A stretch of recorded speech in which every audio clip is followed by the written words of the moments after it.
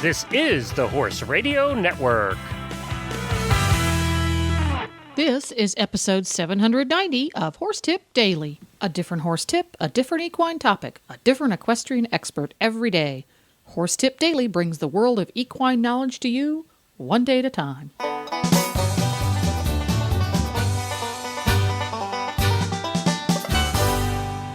Greetings, horse people. Coach Jen here, and thanks for tuning in to Horse Tip Daily.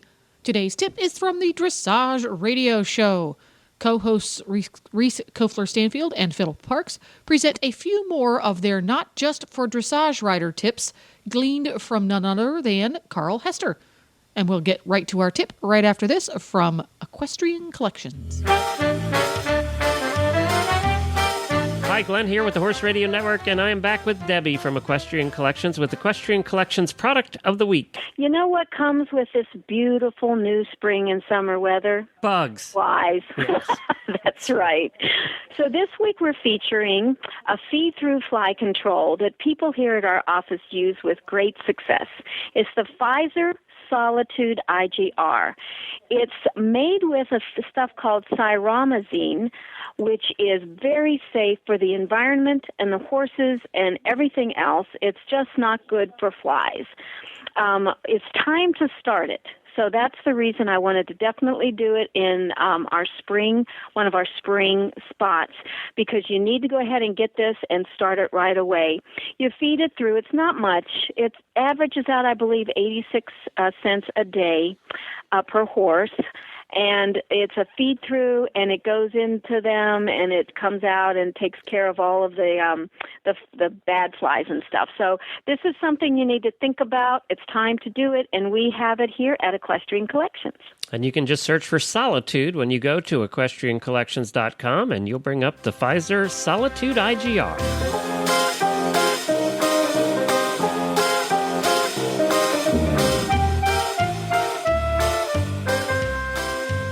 Great. And the other thing that we have is the rest of our Carl Hester's training tips to get through. I mean, we enjoy talking and discussing about all these things. So I hope that our listeners appreciate this kind of stuff. And maybe if they don't, they can contact us and tell us not to do that. But otherwise, we're going to keep looking for this stuff because we really like to talk about it and tips and gives a little perspective, hopefully, to all the riders out there. Exactly. Should we jump into number 22? Sure. Go ahead. All right. Great. So this is Carl Hester's list, and we've been doing it. We didn't do it last week, but we did it the 2 weeks before. So number 22, get someone to video you riding so we'll see what's working and where things are going wrong. Sometimes it's more beneficial than to have someone on the floor telling you what you're doing wrong. I think it's great to be able to put like a picture to your feeling, right? If you can remember what it felt like when you were doing something and then now you're watching it, you're like, oh, wait a minute, that can't be right, or that really is right. I mean, it's positives and negatives. So, I like to tell people, I mean, I think we've talked about it before on our trainer tips and stuff, videoing, such a great technology to be able to use. Yeah. And sometimes, there are websites, horseshow.com is one where you can actually send your video in and you can get training. You can also video your test and get judged. So it's also a good tip that if you are in a remote area and you want some help from an instructor, there are ways now, if you video and get it on YouTube or upload it to those sites, there are some pretty good sites that you can get some very affordable coaching, and you can watch it multiple times. So that's another thing. That's great. Yeah. Mm-hmm. The next tip is a good trot is all about suspension. When our horses are strong enough, we teach passage and use it to get suspension in the trot. We rise while doing this exercise as it makes it easier for the horse and encourages lift. From passage, we take the trot forward until he realizes that he needs to keep the suspension that he had in passage. If he loses the suspension, we halt, ask for passage, and start again until he maintains his suspension in trot. Well, I think it's maybe not so helpful for horses that aren't talented enough to passage, but when I teach people and we talk about suspension and lift and cadence and all these types of words, you want to think like you're riding passage, right? You always want to go towards that, to help the horse get stronger and better balanced. And sometimes I always, I picture what I want, in my brain, even if the horse isn't capable of such a high lift or whatever, you always have a goal to meet, right? A goal to get to, and that is a good one, that kind of trot. Yeah, this is something that I'm working with my black mare Winnie. This is exactly what I'm trying to teach her, is how to have that suspension and keep it. So this is a tip that actually I'm going to kind of reread and really think about for her. So there's certain horses that I think this when they're at that level can be very helpful. So number 24, as a test of your training techniques, go into rising trot and drop your reins. Your horse should stretch down, but if he sticks his head up, something needs adjusting in your training. Well, I mean, this is a movement that is in the training level test, right? So, and that's why it occurs there. And I think this is a hard one. I was riding today and having my assistant, like, where does it look like the horse is stretching? Because sometimes it feels like they're stretching. I have trouble, especially on the young horses. In training level test 3, there's the stretchy trot and there's the stretchy walk. They're very, very important and very expensive scores. To lose marks, for sure. Yeah, so you need help on this, more than. I mean, I had it today, so don't be afraid to pull somebody in and say, is that the stretch that the judge is looking for? Because sometimes it doesn't feel like that from up top. Yeah. Our next tip: never tell your horse off when teaching him flying changes. Just keep repeating them until he gets it right, or he'll start to get nervous and tense about doing that.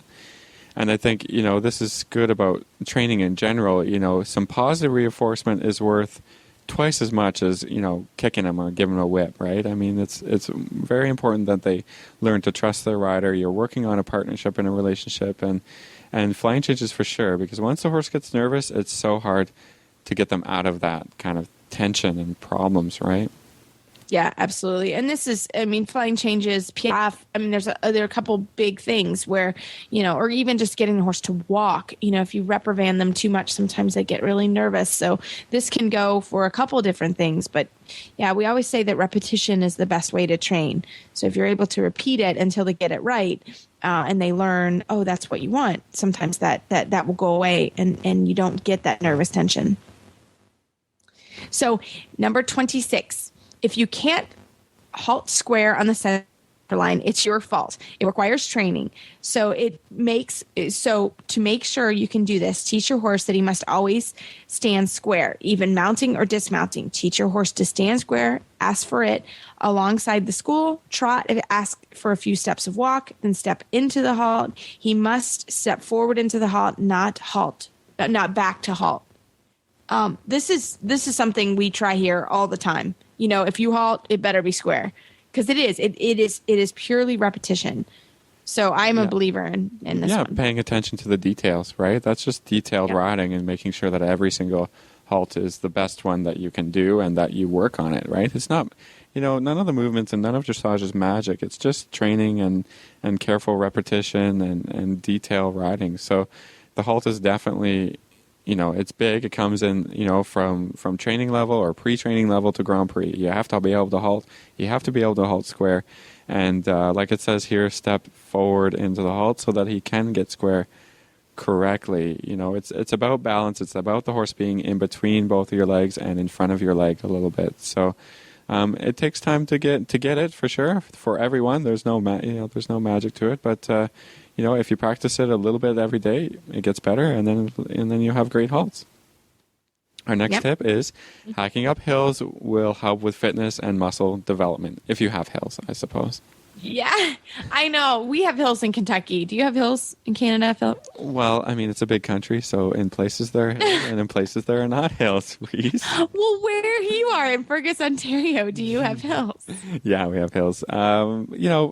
Not all properties have hills, so sometimes it's good to get out and if I have a friend with a property with a good hill on it that they have horses or whatever, that it's a good idea just go for a hack somewhere else, and because it really, without having to work the horse in a school or whatever, it's great to keep their minds fresh and put them on a hill, and that makes them strong. That's for sure. I've used it in my training, and it helps the canter a lot. So find a hill, ride on it. I think you can get a lot done without being in an arena, so that's great. Well, we had a funny thing. Our neighbors brought in a treadmill, and Travis, my husband, looked at me and he said, "Why don't they just ride them?" And I said, well, I laughed. I said, well, certainly if you're in an area like Florida that doesn't have hills, a treadmill can help and do that. But we when we bought our property, we made sure there were some good hills. So we have some good hills here in Kentucky. So they're perfect. So excellent. And that's a wrap. There will be one more installment of Tips for Everyone from Carl Hester. So watch this space. If you enjoyed Reese and Phillip chatting about all things dressage, you can tune in every week at dressageradio.com. You can also find lots more tips about topics ranging from barn care to websites for horse people on horsetipdaily.com. Just look for the topics drop-down menu on the left. Don't forget to support our sponsors here on Horse Tip Daily because they make these podcasts possible. Today's podcast has been brought to you through the generous support of equestriancollections.com. Just like Horse Tip Daily brings the whole world of equine knowledge to you, Equestrian Collections brings the whole world of equine online shopping to you. Check them out today at equestriancollections.com, and while you're there, tell them Coach Jen sent you. Please stop by the Horse Tip Daily Facebook page and let us know what you think of the tips you hear on the show. It's also a great place to tell us about topics you'd like to hear us cover on the show. You can subscribe to all the great shows on the Horse Radio Network through iTunes or Zune and get your horse podcasts automatically downloaded to your iPod, Zune, or MP3 player. You can also listen to the shows right on Facebook. The player's right there every day. I'll be back again tomorrow with another new expert and a different horse tip. Until then, go ride your horse!